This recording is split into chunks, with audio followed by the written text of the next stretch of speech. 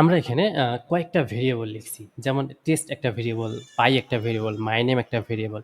আচ্ছা, আমরা যদি এরকম একটা ভেরিয়েবল লিখি যে var var আ আ 7 রিং। তো এটা যদি আমরা একটা ভেরিয়েবল লিখি, তাহলে আমাদের ব্রাউজারে আমাদের এডিটরেই একটা লাল রং দেখাচ্ছে। তার মানে এরকম আসলে লেখা যায় না। তো আসলে ভেরিয়েবল নেম অবশ্যই শুরু করতে হবে কোনো একটা লেটার দিয়ে, আন্ডারস্কোর দিয়ে অথবা ডলার সাইন দিয়ে। এই ৩ টা দিয়ে শুরু করতে হবে। কোনো নাম্বার দিয়ে ভেরিয়েবল আসলে শুরু করা যায় না।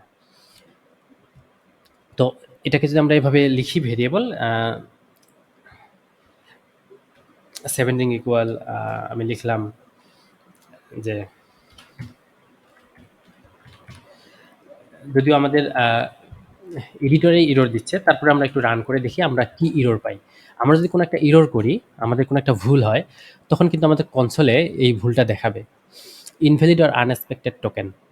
আচ্ছা, ৩৮ নাম্বার লাইনে এই সিনট্যাক্স ইরর দেখাচ্ছে আমাদের।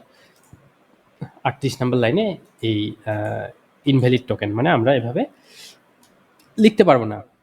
মানে একটা ভেরিয়েবল লিখতে হলে অবশ্যই আমাদের একটা লেটার দিয়ে শুরু করতে হবে, অথবা আন্ডারস্কোর দিয়ে শুরু করতে হবে, অথবা ডলার সাইন দিয়ে শুরু করতে হবে।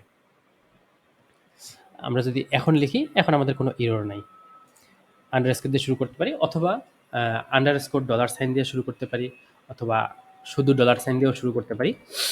আর অন্য কোনো সাইন দিয়ে আমরা কিন্তু শুরু করতে পারবো না। আচ্ছা, এটা হলো ভেরিয়েবল লেখার নিয়ম। আর ভেরিয়েবল লেখার সবচেয়ে বেস্ট ওয়ে হলো যে আমরা এগুলা মুছে দিই। আমরা লিখলাম যে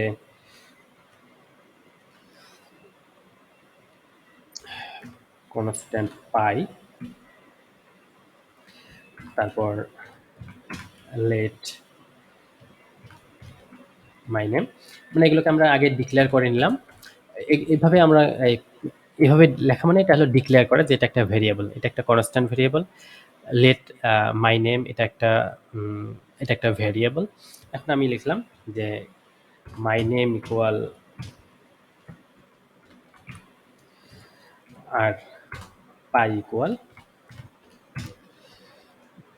3.1416।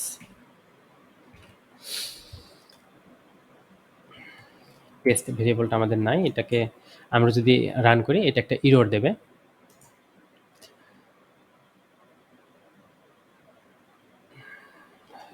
চব্বিশ নম্বর লাইনে একটা ভুল দেখাচ্ছে। আচ্ছা, কনস্ট্যান্ট আমরা একবারই লিখবো।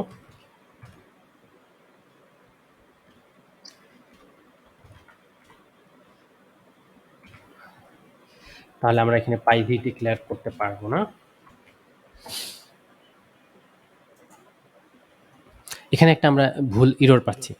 আচ্ছা, এখানে একটা জিনিস দেখা যায় যে আমাদের এইটা এক্সিকিউট হলো, মাই নেমটা আমি পাইলাম, পাইটা আমরা পাইলাম এখানে, কিন্তু এইটা আমরা পাইলাম না।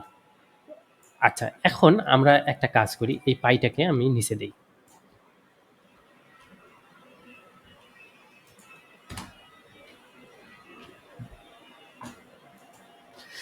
এখন আমি এই আউটপুটটা পাইলাম, এই আউটপুটটা পাইনি এবং পরের নিচেরটাও পাইনি।